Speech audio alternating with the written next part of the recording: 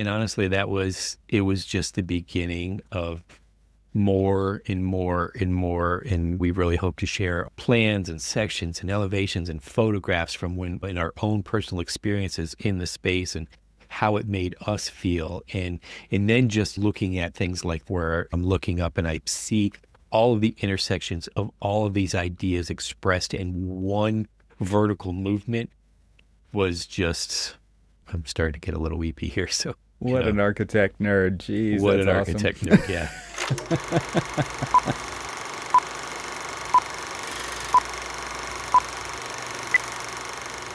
All right. Welcome to the show, everybody. This is the Hey, first. y'all. Am I right? Is this the first? This I think will be this the is first. Something we've been talking about for a long time. Long, I'll long keep it time. clean. I'm going to keep it clean, Cormac. This is the first episode of what we're calling What Makes This Building Great.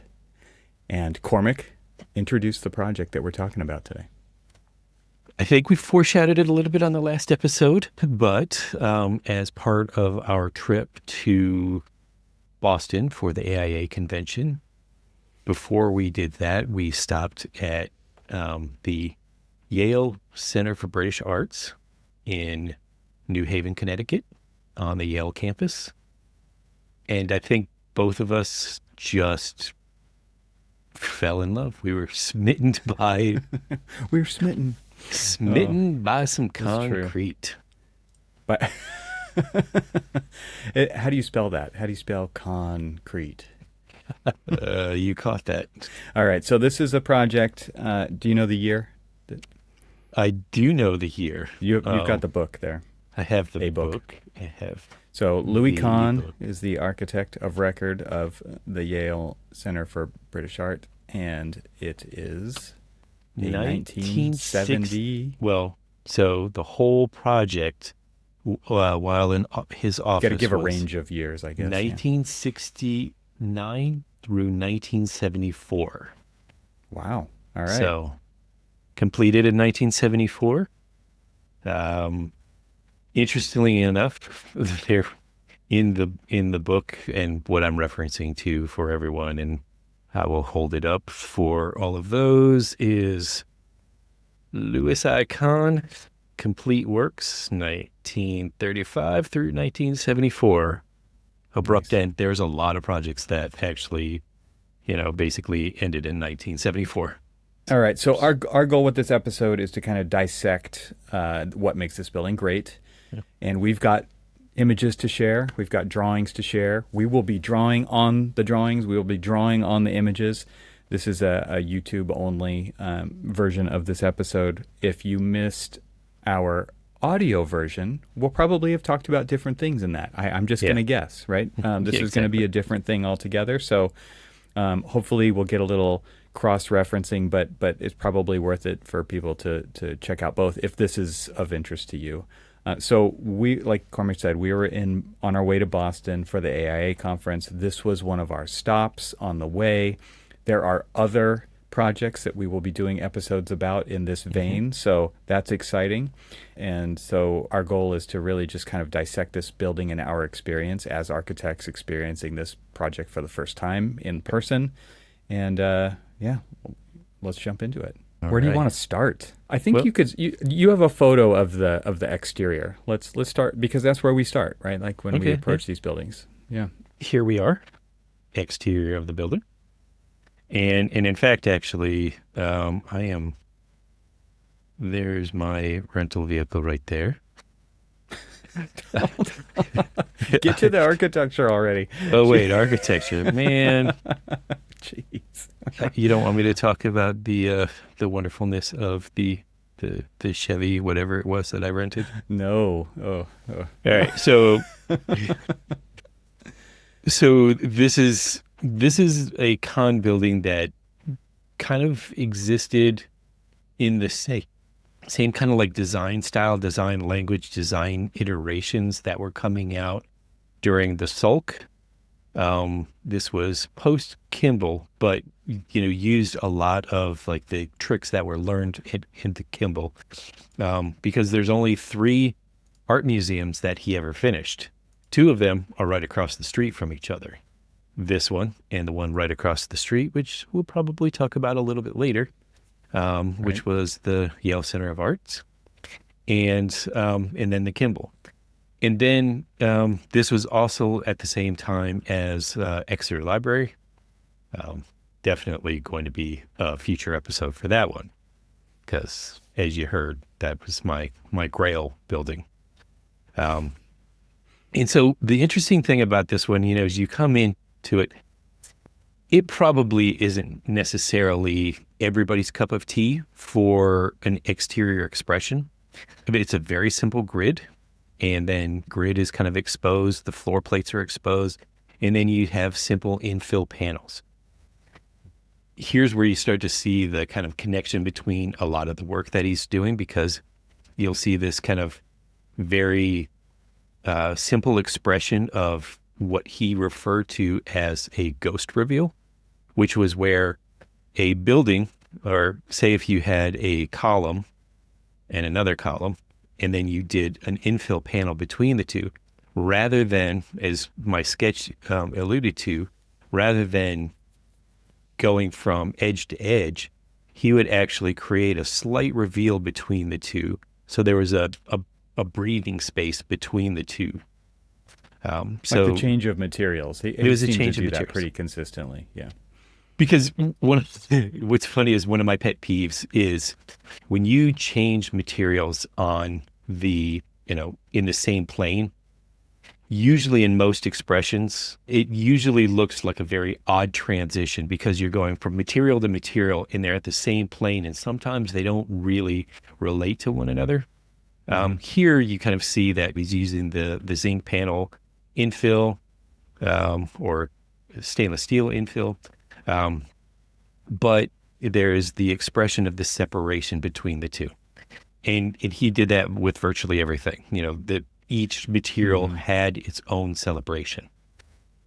And what's interesting is that these are in the same plane, but the reveal sets them apart, right? So Yes. a lot of times the strategy is to offset these materials, and they're either bumping out or they're pushing in, and that's not the case here. And I think those shadow reveals they're small in Yeah. proportion to what's going on the building. So I'm trying to remember if I even noticed those when we first saw this building. Like, and Yeah. just to kind of underline what you were saying a minute ago, like when you approach this building, it's nothing special about it, right? This building, as we talked about in the audio version of this is an inside out building. Like the Yes. outside of this building is very nondescript, and you wouldn't, by looking at it, know, not that you would every time anyway with an art museum, that it's an art museum. It's just Right. like, huh, because this, like we're talking about, the design language is so close to what's going on at the Salk Institute in La Jolla, California.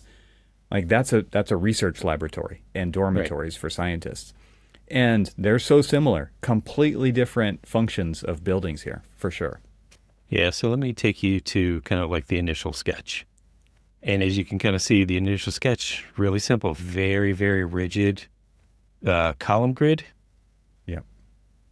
Very, very simple column grid. And then, the expression, I got to remember that is something that You can does. grab those pieces. Yeah. That the expression is basically the columns and the floor plates. And then, Right. Obviously the subdivision of each of those bays. And then you will see that expression as we go through some of the floor plans on exactly what those, the kind of like subdivision really kind of articulates an interior space, an interior moment based off of, and as you can sort of see these kind of monitors on the top, which are, the light monitors, and we'll get to see a little bit more expression of those. But it really is a kind of very simple building, very simply organized. Exactly. The rigor is There's some amazing. rigor here. So real quick on the number of bays. I mean, I didn't really, proportionally, I didn't really feel this when I was there because you don't get to stand back this far. There's a lot of trees in the way now. There's, the streets are crowded. There's cars parking. There's all this stuff going on. So this is an interesting view to get to see. and having the building divided into thirds, basically, right? And then there's the Yeah. subdivision further. Do you know on the, I guess we'd probably have to count the modules on the other side, the long side of the building to see if it's like what the number is there. But I mean, this has always been, a pretty steadfast rule is like thirds, right? So Yeah, so five bays on that side of the building. right. Yeah. Okay. Exactly. That's what I was thinking. 5 bays. Okay. Yeah, and so going back to this, it's really interesting. And if for those of you who might have listened to the audio version, as you can kind of see these, the bay as it comes down and touches the ground, most of the bays are infilled. Only where there is this extraction of the Yeah, it's solid, void. yeah, Yeah. exactly, of that solid, is the expression of the entry. Yeah. Um, So super nondescript. It's like there yeah, is nothing on this building that says here's the entry at right. all, and it's like you got to find it, and it's only where they've subtracted from the building that Yeah, so when you you're actually when then see the entry. yeah, so when you're looking at it from the street view, essentially this bay right here that is the windows, and it's interesting is as you walk down this sidewalk, all of the bays here are actually retail space, either used by the museum or the university, but there's this retail space and you walk down and it's all glass as you walk around. And I feel remiss to let everyone know that I didn't actually take a picture of that side of the building. I have a picture of the entry I can pull up here, but I thought what was interesting in that perspective pencil drawing that they did in the office, it really showed the right side of the building, the long leg of the building, looking Yeah. a lot more transparent than it actually is. I Yeah. don't know if that's on purpose or not. Like maybe that was an earlier design iteration that then changed over time because the building is mostly solid on the outside. Obviously, there Oh, are yeah. there are panes of glass, but it's very limited. It's an art gallery. It makes sense. Right. But that was just kind of a curious thing that I noticed there. It is kind of interesting because, yeah, you do see the expression of, the walls beyond and kind of like really emphasizing the bay. But, Right. but yeah, I mean, that's very transparent. And as, we can see in some of these, and this isn't the final expression. What's interesting in the book is there's actually 3 versions of the museum in here. And so what you're seeing is what seems solid. All of that is actually glass along here. And then that's when you can actually see the expression of the void for the entry. The entry, yeah. And this is interesting because there's another void here, but that didn't make it into the final design. The one on the second and third story. Right? Yeah, when you look at this, that void is this space here. Now, whether or not that was something that was, potentially infilled previously or just an expansion, not sure. Don't know really the history. But one of the interesting things about this, and this is something that kind of is a replication in a lot of the buildings that are roughly done around the late 60s, early 70s, the final years of Kahn.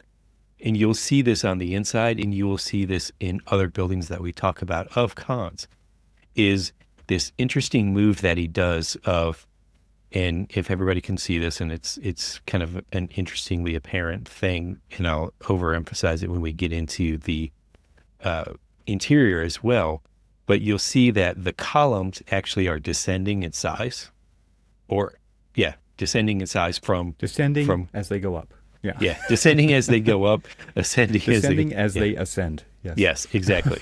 It follows a very almost traditional kind of rule. And if there's a traditional architect listening to this, they're probably thinking to themselves, shut up, it's not traditional. But it is. And how it is because he's putting all of the weight of these columns down at the ground floor. You see this very, very heavy floor beam, and it carries on as it goes down. And so it feels to me like it is creating that very weighty podium. And then as you go up, it lightens up. Now, Gets yes, lighter and lighter. it's a very solid building, and you can say, how can you say that it's lightening up?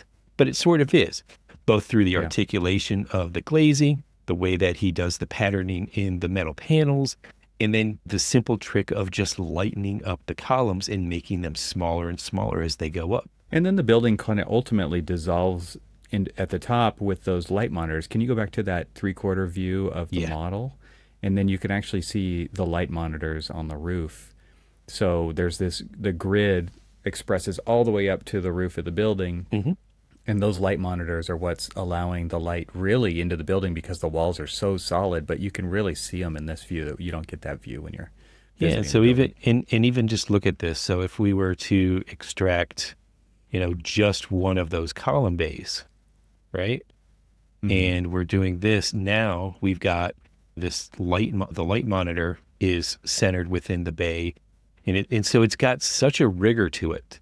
And so that's how I feel pretty confident about talking about like it being kind of rooted in a traditional form or a Mhm. traditional understanding, because the rigor, as as we kind of showed you in this one, is just, it just screams to you very formal, very rigorous, very thought out through all of these. Again, you can see this very heavy base, Mhm. in that kind of separation of things. So Well, what I would also say is that there's an efficiency in this exterior that then allowed the interior to happen yes, because yeah, they didn't spend all the money on the outside, the outward expression of this building. yep. They clearly spent all the money on the Oh, inside. yeah, yeah. Because, and so we can kind of go into it and somewhat see again the way that these clear stories are skylights are, Skylights. Yeah. bringing in the light and everything else. Okay, that is going to Yeah, probably annoy this is me. a good section drawing that shows like the cut through those monitors and how they're really kind of splaying the light out. And Yeah. obviously with an art gallery you want to diffuse the light, so Hmm. Yeah. there's other kind of prismatic things going on up in there as well to help distribute and diffuse the light. But even with the shape of them, right, and not casting shadows onto the walls below as much as possible, is it's pretty cool to see the section of this building. And Yeah. this is where you actually get to see a section through there's an auditorium that goes to that outdoor plaza that Right. we looked at in the beginning that we didn't get to see ourselves. But so it was really cool seeing this section. It's like, oh, it just revealed so much about the building that we Yeah. didn't even So get to see. so it's interesting, and maybe this in kind of pre-show when we were just gathering in all of these images, we were thinking to ourselves, well, maybe this was just not open, but pulled away some of this so that you could actually see what was going on the inside, in that this probably was just expressed the way it is now, which is kind of showing this section, and that area was right here. And then Mhm. it just kind of like opens up into that space, and you're basically kind of showing this like library space beyond, with its stacks, and then you're kind of seeing into that auditorium space, which again, when you come into it, so this is ground level. And when you walk into the space, you don't really feel all of the different machinations of the volume that's going on there, Right. because you're so very curated in the views that you see. Let me show an image of the front door now.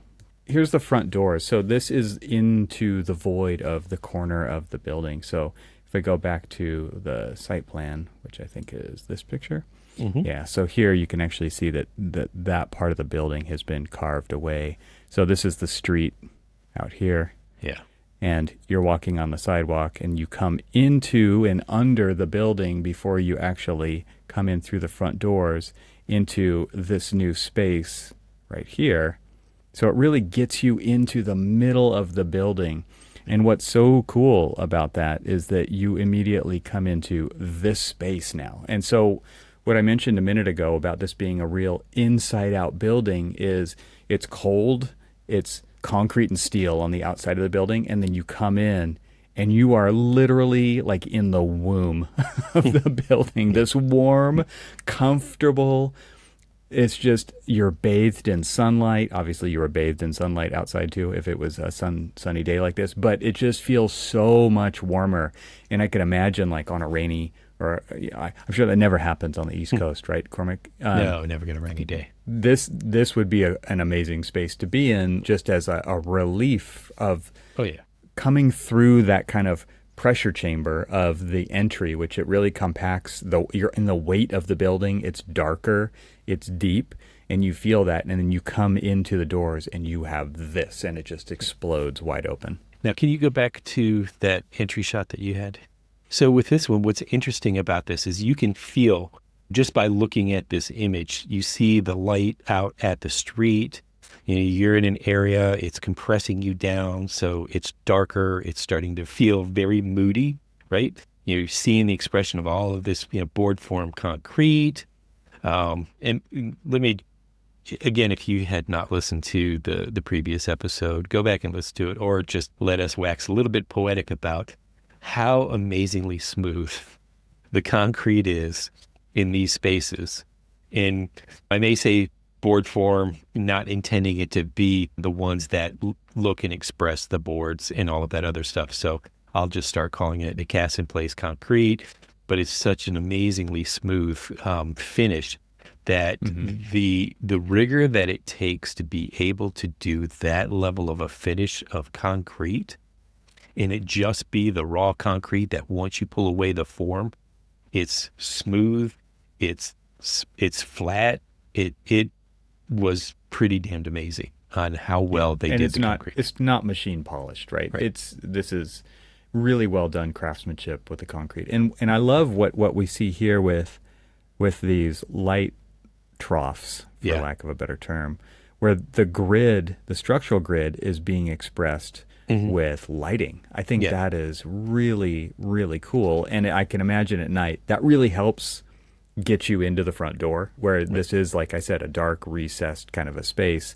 And so those lights leading you into this space, which also has pretty incredible lighting at the top to really kind of mimic the sunlight, but obviously at night, to create kind of that same warm glow in this 4-story, I mean, this is literally 4-story atrium with the ceiling appearing to be completely open. Very cool. Now go back to that photo one more time, one last point. So when you look at this, you see this, and you see the light from the street. You see this kind of the calming of the harsh light, and this just kind of like darkening and compressing. And then you see the entryway itself, and it's already illuminated. It's natural light. It's kind of like this backlit calling of like, we used to talk about in architecture school, one of my professors would say, it's like, let the architecture do the work for you. You don't need a sign that says entryway right here. And this is a perfect example. Orange flashing light. Yeah. Exactly. And this is a perfect example of, there is no question of where you need to go. This is literally telling you, I need to go right there in that well-lit, just welcoming space. You see this kind of like honey glow of the wood behind it. This is not the welcoming space right here. Yes. The space, but what's interesting is that's what you want to get to. So it creates this tension that you want to get into. And you can see the size of the sign here. It's that big. Yeah. I mean, it's just very small portion of what's actually going on the exterior of the building. But this also, one of the things that I did want to come back to this one about is this also shows the way that, and you'll see this on the interior when we start walking through the interior, and you're probably thinking to yourself, are we ever going to get inside the building? Are we Yes, ever we going are. to get in there? Jeez. But you look at the way that he expresses the pattern of the pavers, the brick pavers, the pattern of the structure is expressed all the way down into the paving. And you will see that as a rigor that's carried out throughout everything. Once you're up into the floor space, into the carpet, into the travertine, into everything else, you will see that rigor carried all the way through. And you'll see what Cormac was talking about earlier here too, with the size of the column. So Yes. the lower column is wider than the next one up, which is wider than the one at the top. And then these big troughs that are between the beams that are between those skylights is oversized, because this is another theme that we found in Kahn's work, is these things are doing multiple duties, right? They're not just one. He's kind of getting double or triple utility out of these things. So they're running sprinkler systems, they're running HVAC, they're also doing structural, they're doing all these things in that kind of service core, which is also the structural core, is really cool. But you see it, you see the way that it's treated as such this heavy mass, and you look at yourself, it's like, how are these spindly little columns holding that up? Yeah. And that's kind of the It's very trick. cool. You Yeah, know, it is is. because they're not really holding them up the way that you think, like it's oversized and you're kind of stressing on those columns. It's kind of that illusion that Evan was alluding to, is that it's hiding a lot of the mechanical systems that you don't see in a way that is it's actually a pretty clever way of doing it, making it look like it's this big massive structure when it really isn't. And really across the street at the other museum, that's where it really is on display, because he intentionally put both the ceiling structure, the actual building structure, and the mechanical system all on display to basically kind of show you how you sort of hide it in plain sight. Where that one that's is a a good little way bit to more, say it. with Yeah, that's cool. yeah, exactly. So what's cool about this space, and we talk about this in the audio version, we'll just keep referencing the audio version. So Sure. we really want people to listen to both because there's a lot going on in both of these. But this space is not a vertical circulation space. This space is literally the welcome to the museum space, the check-in, the lobby. Yeah. But you can see where you're going to go. And I think that's super interesting that you actually now are invited to go even deeper into the building. And this just starts to get, so we talked about this in the audio version, right? Like this space right here becomes your bearings. Right. So as a visitor, you come in and this is the space you're greeted with. And then every time you go up a level, you're facing this space again. And then you realize like, oh, okay, this is about navigation. And Yes. this space here is doing so much work right from the very beginning. Right. Spaces do work. What are you talking about? Well, I mean, we'll keep referencing it and keep coming back to it. But this space here is giving you an idea of where you're going, and we will keep coming back to this space, and so that we know where we are when we're going through this building. It's super cool. And the last thing I'll say about this is you can see the skylights in this space are clear, and you can see through to the fourth floor a little bit of the skylights that's going on back there, where you can see those diffusers that are happening.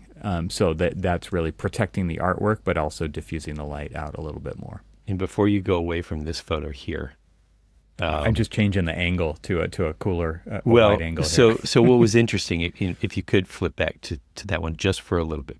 So what's interesting about this is because this installation here with the text over it, you can actually see. This is like a mirror wall, yeah. But you can see the So doors behind you can see the there. doors, and so you can see that darkness of the compression in the entry, and then you look to the right in this photograph, and you can actually see the front desk, the information desk, kind of in that same very compressed, darker space, because what he's trying to do is emphasize this kind of the purity of the grid of the square that's extruded up those 4 stories, as that is that pure atrium space, and everything around it is kind of servant to that space.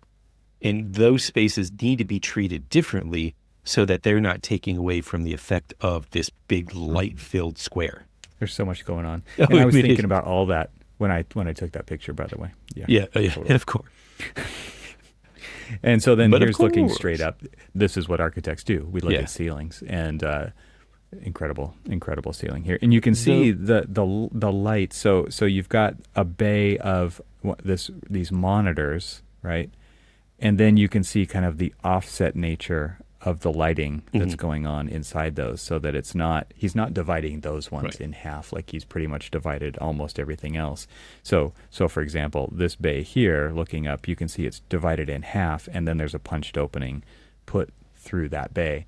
Right. So very interesting kind of choices here and alignments, and unexpected, because I think you see the rigor, and at the same time he is breaking the rules every once in a while. Well, but also though, if you look straight up at the actual grid of the windows, it is the true grid. It's right in the middle. Exactly. Yep. And he brings that all the way down into the paneling of the solid bay infills. Exactly. Yep. And it's just these clean, constant lines that just keep moving hit the through. floor, hit the walls, hit the ceiling. Yeah, exactly. He aligned all the things. Yes. Yes. So this is now the view that you get when you get past the reception counter. Yes. And you're like, okay, how do we just saw where we're going to go, right? We talked about that 4-story atrium, and we could see the galleries where we're going to go. How are we going to get there? Okay, so here you have kind of a freight elevator on one side. You've got a people passenger elevator on the other side. And then you've got this really sexy shape cylinder happening here in the background, which you can walk all the way around.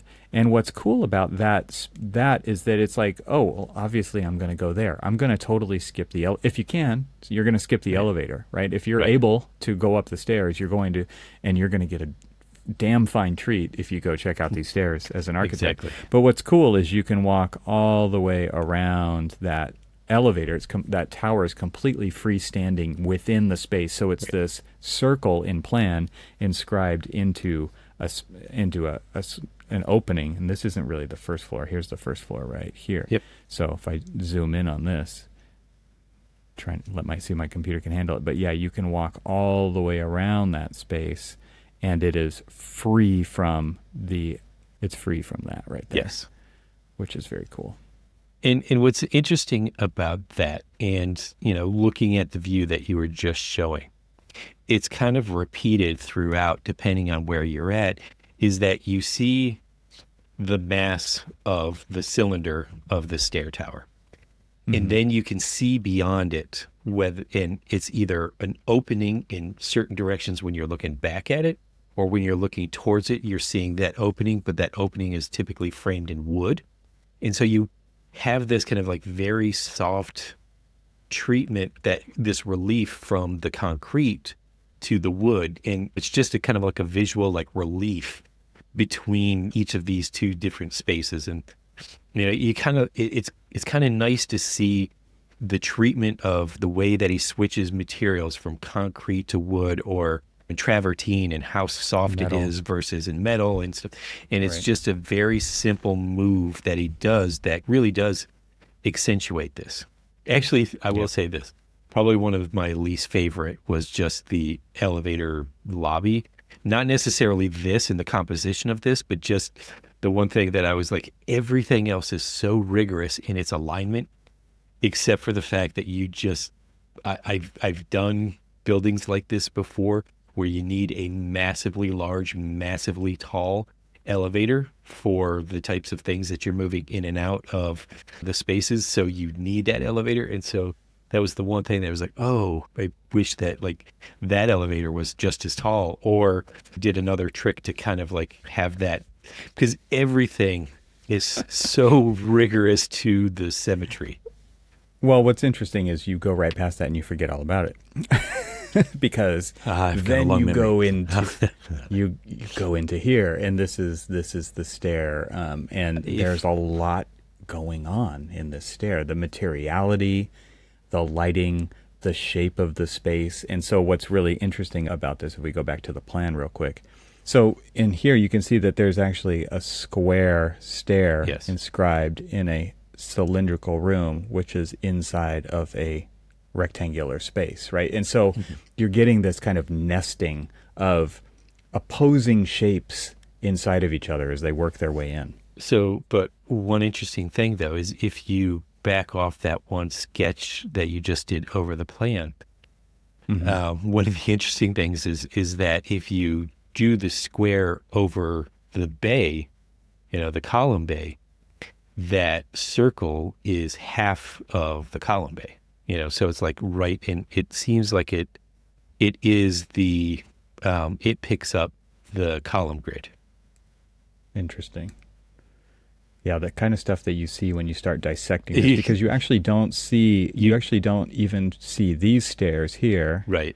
When you're in there, right? And so the room actually feels legitimately square. It feels like it's that size. Yes. And so it's a circle in a square with a square inside the circle. Yes. And then there's a 45-degree square at the very top, which we'll get to in a little bit. Yeah.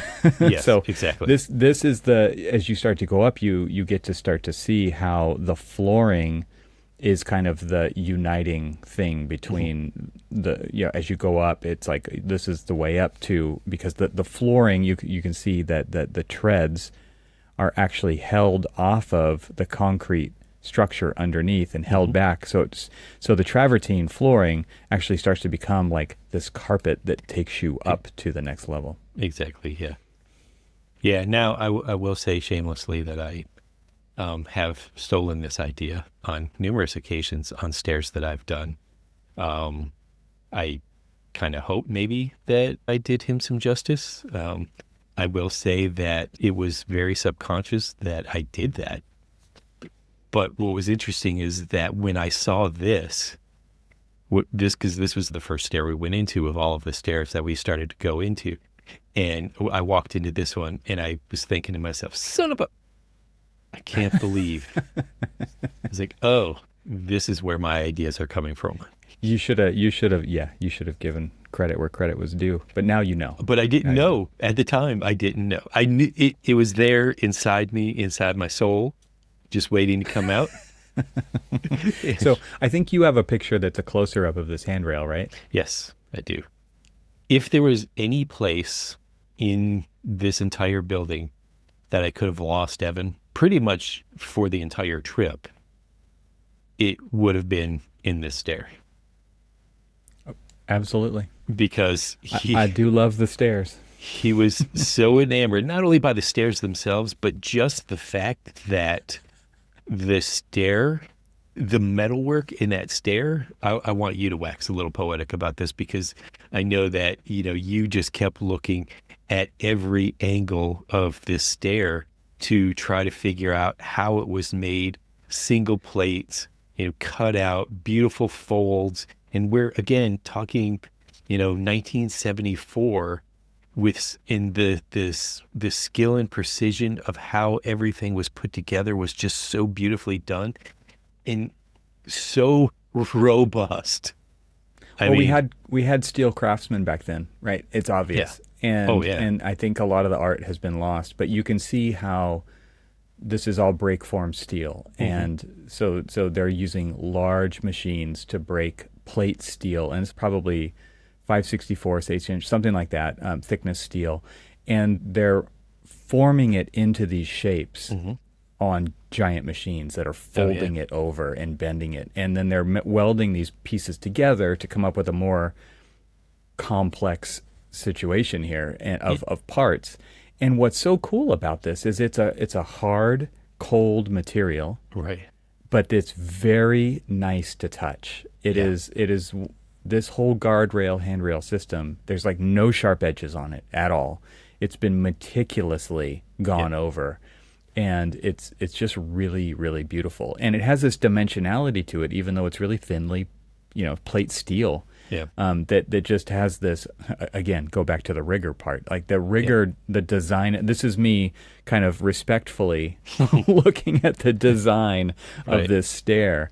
It's absolutely incredible. And yeah, I could have stayed in there the whole day. He could have most certainly stayed in there, and we could have, but here's the interesting thing about it was because of how cold the concrete felt just visually in there, surprisingly enough, the way that the steel was done, it felt like it warmed up the space. And then you have the trick of the lighting and how the lighting captured the travertine and made the travertine feel a lot warmer. And of course, we started joking a few episodes back about me saying the dappling of light. Well, now you get it. You get the understanding of what I mean when I say dappling of light, because it's just this beautiful dance of light that is coming through here. We'll go to a section, and I don't think that the section that I have in here actually really represents what's going on with this stair, because I think the stair is actually this, and I don't know why. Maybe this one was a section from one of the other iterations, but because it doesn't have that slope ceiling. Right? So because as you can kind of see, so let's just say that that's the ceiling, because that's exactly what the ceiling is. It's the flat ceiling, and then you see that grid.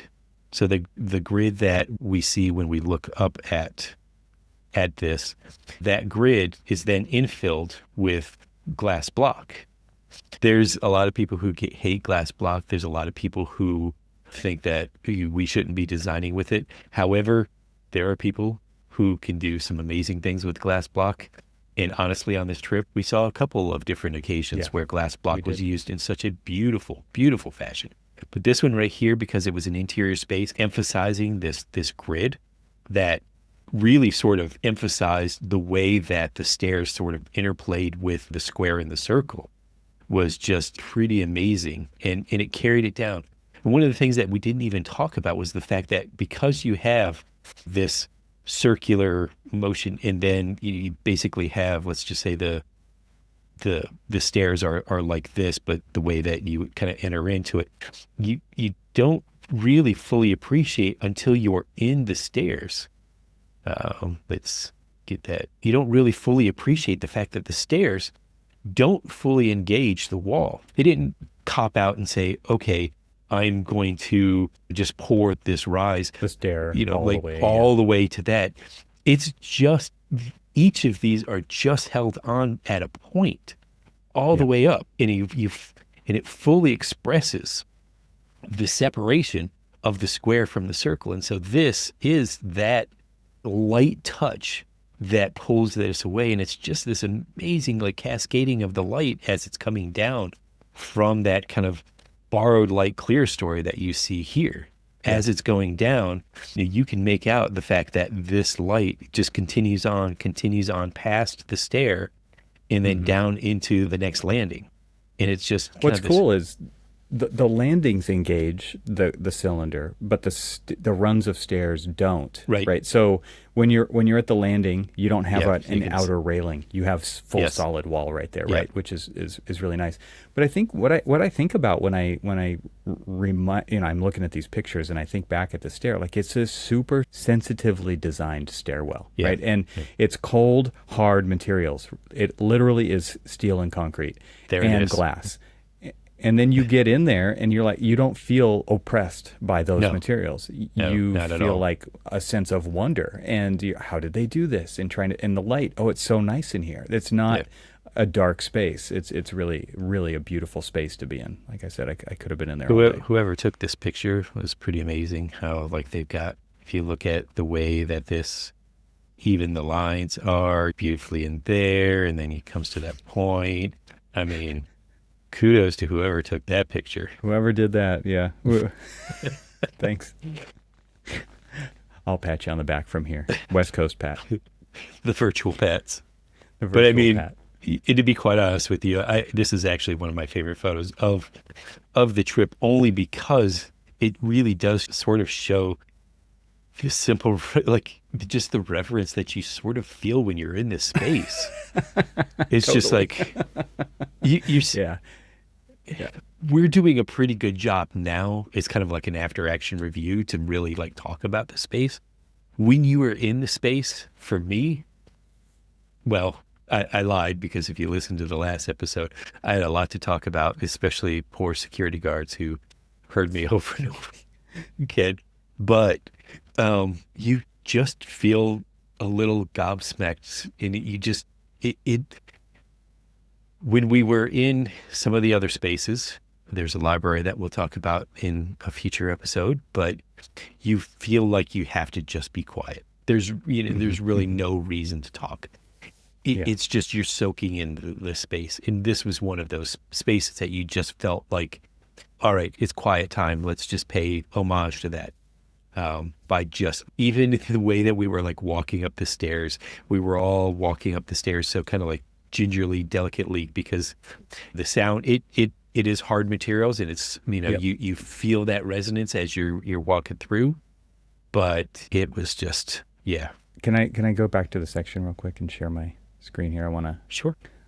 All right. So looking at the section, like Cormac was saying, here's the stair, and it's a freestanding cylinder, and you'll see that in photos that we're going to show in a little bit here, it actually is not at the height of the ceiling of the space. It's held short. So that glass block is diffusing light from the monitors above into the stair space. Yeah. But what's so interesting about this space, kind of going back to what I was talking about with this orientation, was that you come into this 4-story atrium. This is the space that you enter into. Mm-hmm. Then you go through a compression space, which is where those elevator doors are here.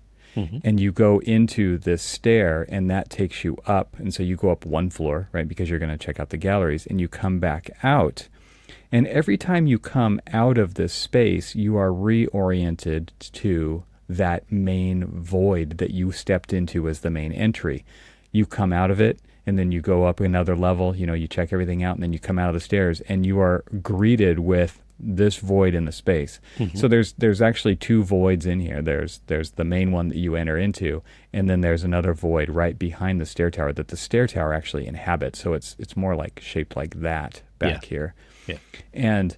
And so this is a 3-story void, and these are both at the center of the building, and they're letting light all the way down on the interior of the building. So you're flooding the galleries with diffused light, with borrowed light from these void spaces. And so it's a really, really interesting choice to basically give up floor space in these. Yeah. And so if we go up to like a floor plan, you can see the voids here. Here's the 4-story void that you entered into, and then here is the 3-story void that the stair tower is freestanding inside of.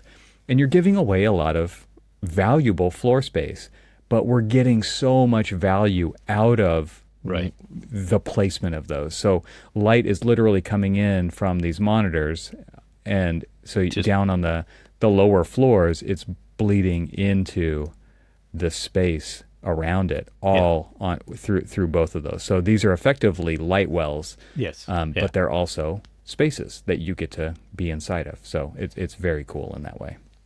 Can we go to one of your photographs of the actual library? It's called the library court according to the book, the number 3 there. Is that this one? Yes, that one. Okay. And what's amazing about this is, so you see this, and there's going to be another photograph maybe later on. It feels like this is just a cylinder that is up against a concrete wall. But because of the perspective of this, you're not really actually seeing that beyond this, that part of this is those... exactly. There's a better view. Exactly. You see that kind of like the separation of the cylinder from the actual back wall, and then you can see exactly those spaces. In amazingly enough, they don't really necessarily. It seemed like in that last picture that they had this obstructed view of that space, but really, depending on which side you're on of the cylinder, you basically are seeing that full wall of art, the full wall of kind of like the openings that are looking down into this space, the cascading of like the borrowed light and everything else. And it feels so very open all the way through. And so a different floor choice in here with this parquet kind of wooden floor that goes all the way around.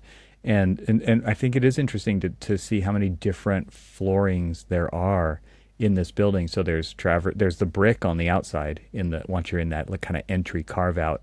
Then you go indoors and there's travertine. The travertine goes up the stairs. You get up to here and now you're on a wood floor. And then in the gallery spaces you have carpet. Right. So lots of variation in floor types, and they're all kind of lending themselves to quieting the space, warming the space. Yeah. They're using them for the right reasons. So they're doing their job. Now, I don't know if you noticed this, but if you look at this cylinder here, there's kind of like this darker grayish line close to the bottom. You see that right there? Exactly. That's what you're talking about. Yeah. Can anybody guess what that is? And if you said to yourself, hey, that looks to be about the height of everybody's hands as they're running across this baby smooth concrete surface. And honestly, I don't know if you caught, Evan, when I was talking to the security guard, that they sort of like that because it's a time marker of people being there. That's interesting. It would be, that Lou probably would have absolutely loved that, to just leave it as is. Frank wouldn't. Lou would. Lou would. it was interesting. I watched a documentary on the design and construction of the Kimball Art Museum, and they were talking about when they were pulling away some of the formwork, it was pulling away some of the concrete, and they actually started to kind of freak out. They were like, "Oh my God, I think that Lou's going to lose it if they see it." And he brought it. He was like, "Oh, this is great." He goes, "What I really love about this is the fact that it shows the hands that were involved in the craft and creation of this. That Nice. not everything is perfect. That it's a timestamp of who was building it and how it was being built, and that sometimes that process is imperfect." And this is just a way for us to show that. And I loved That's that cool. idea, because we're so often criticized, rightfully so, for being perfectionist on that. Before we turn a building over to the client, it's got to be perfect. It's got to be picture perfect. It's got to be render perfect. And when we're not, we kind of like lose it a little bit.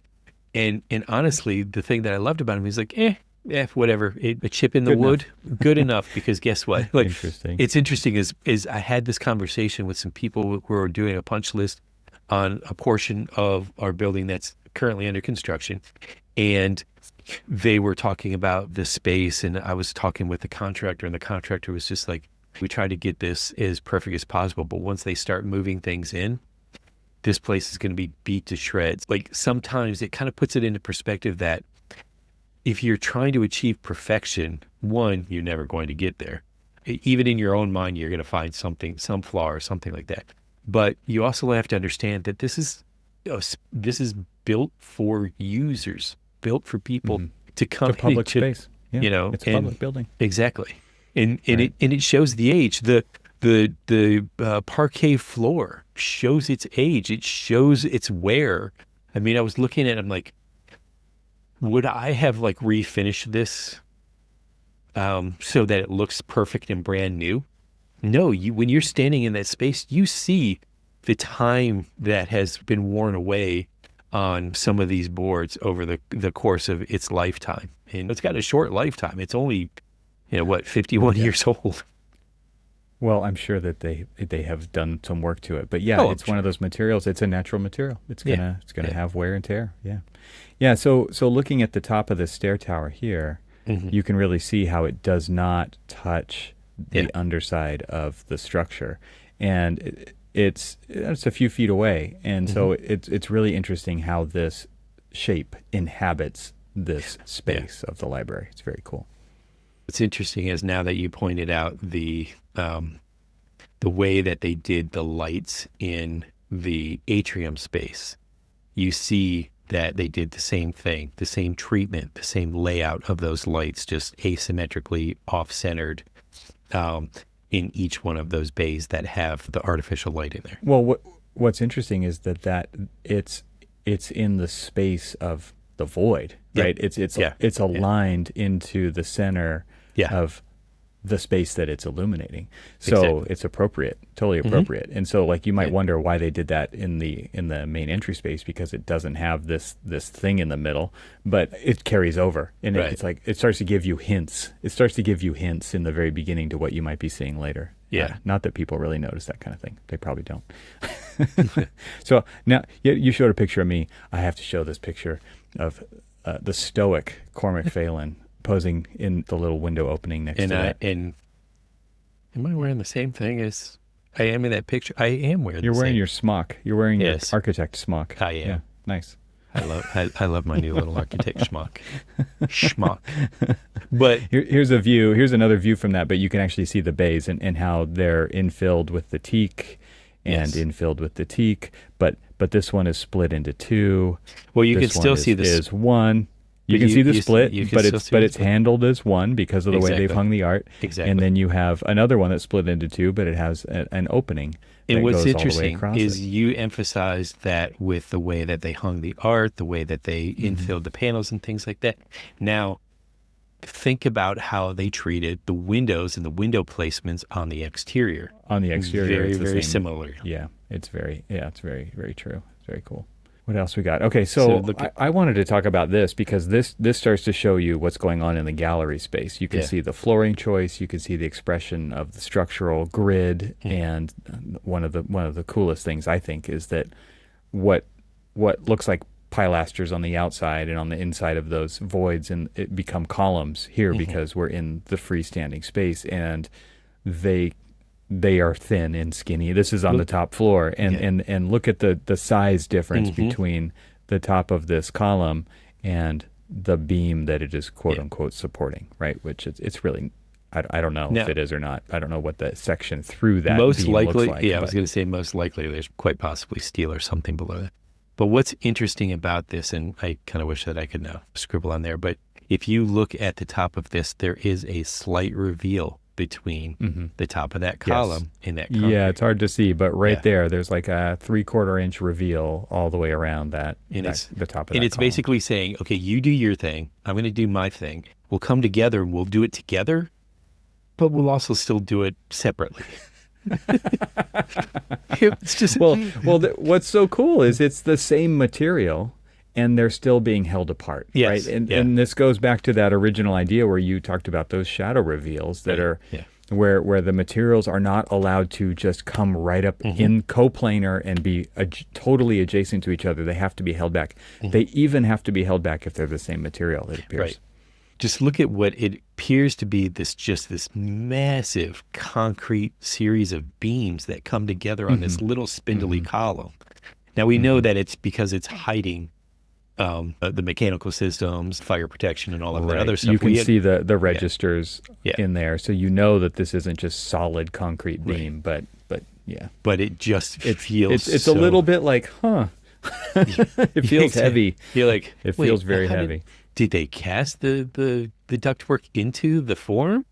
You know, and you're Right. just like, it doesn't have a construction section in the books, which I would love to see the Of construction course. documentation Yeah. of this because it really it has to be like these are the things that I'm like really interested in. It's like, how did they do that? I just want to point out, we're talking about the double duty of like the mechanical being in with the structural, but I love how he puts like the utility core of Hmm. electrical Yeah. in this little margin that runs along the floor and it's wood, right? And so you Yes. don't have, Yeah. we talked about this in the audio version of the episode, but there's not wall warts everywhere. It's like Right. everything has a zone. In that Exactly. zone, it's where things are allowed to be, and if they're not in that zone, they're not allowed to be there. So Exactly. that's really, really, really cool. So now more and more in some of like the very capital A architecture of some of the other museums that we had visited,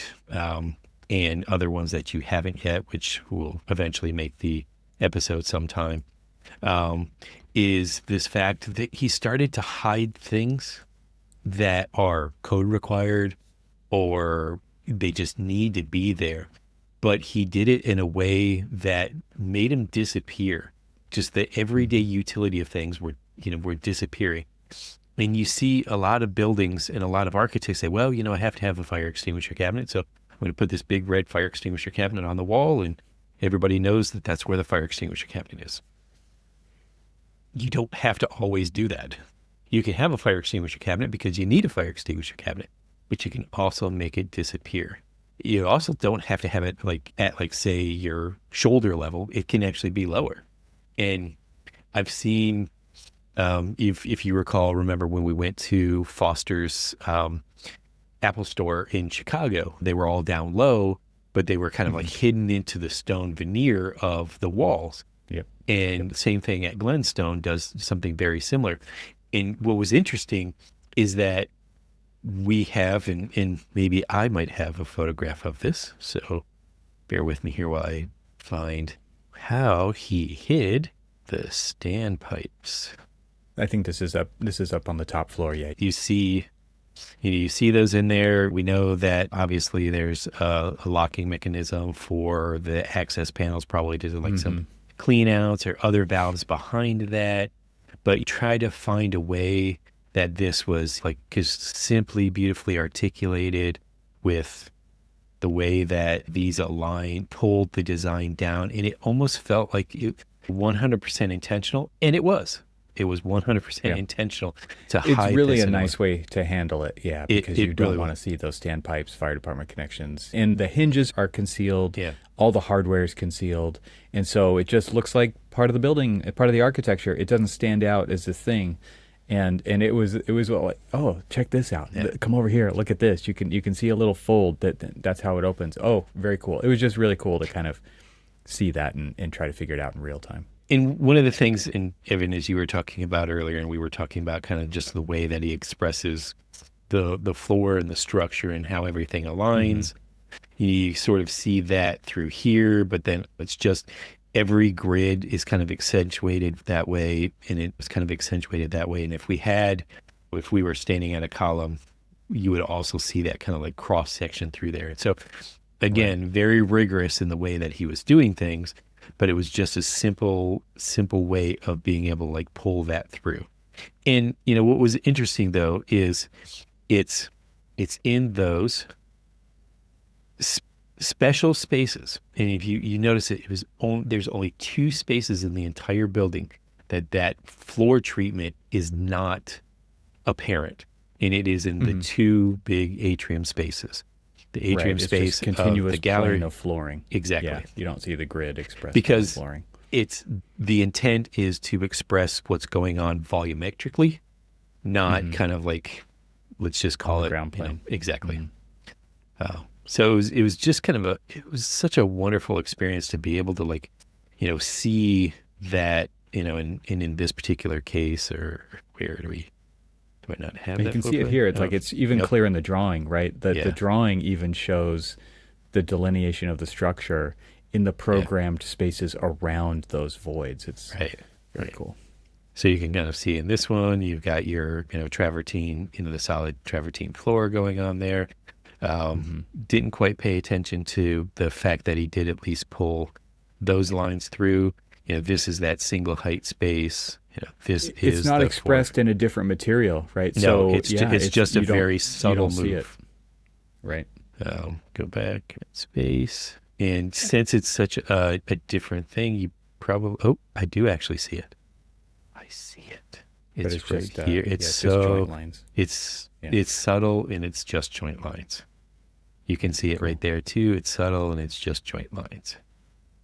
And this was where I became a little bit enamored with that whole movement of the thin, slightly bigger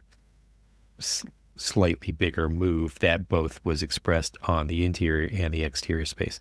Such a very kind of like clean detail.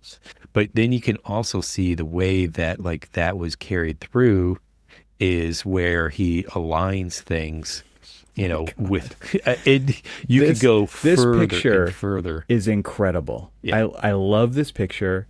This picture is a study. Like you can study this photo and all of the things that are going on here with the shadow lines, with the planarity, with the non-planarity, with the grid, with the openings, with the borders. Like you're showing these tiny reveals are actually the edges of the column below being carried up. Right. There's so much to study right here. Oh, yeah. It's absolutely incredible. Yeah. So Cormac, what makes this building great? Everything. Yeah. There's too many things to list. Do we do the Siskel and Ebert thing? Is this a thumbs up? Is it obvious? I think it's pretty obvious. I think we pretty much gushed all over this thing. And I don't think we're going to do a what makes this building great and it not being a great building. Like Sure. that would be against the point. But man, what a way to kick off going to Boston. This project was. I mean, we talked about Hotel Marcel, which I didn't get to go inside in the last episode. But going into this building, it's personally, wow, just what a wow, and it was just a great way to start the trip. And honestly, it was just the beginning of more and more and more, and we really hope to share all of those with you. Kind of our excitement of how we saw the buildings, and then hopefully in the future episodes we'll be able to do kind of a very similar deep dive into plans and sections and elevations and photographs from in our own personal experiences in the space, and how it made us feel. And then just looking at things like that one photograph where I'm looking up and I see all of the intersections of all of these ideas expressed in one vertical movement was just, I'm starting to get a little weepy here. So Oh, I'm serious. I loved this building. what an architect nerd. Jeez, What that's an awesome. architect nerd. Yeah. Very cool. Man, don't All pick right. on me. Well, hey, listeners and watchers out there, let us know what you thought about this episode. Leave a comment. Let us know what you think about this format. I mean, we're architects. We like drawing on things, and we've figured out a way to make it happen and bring this kind of an episode to you. And we feel like the perfect combo is Cormac and I together at the same place at the same time, experiencing a real piece of capital A architecture, and then assembling all these assets and bringing them to you, and then drawing on it. And what makes this building great just seems like a pretty cool idea to us. And we would love to know what you think, and so let us know in the comments. Yeah. All right. See you next time. Thanks, everyone.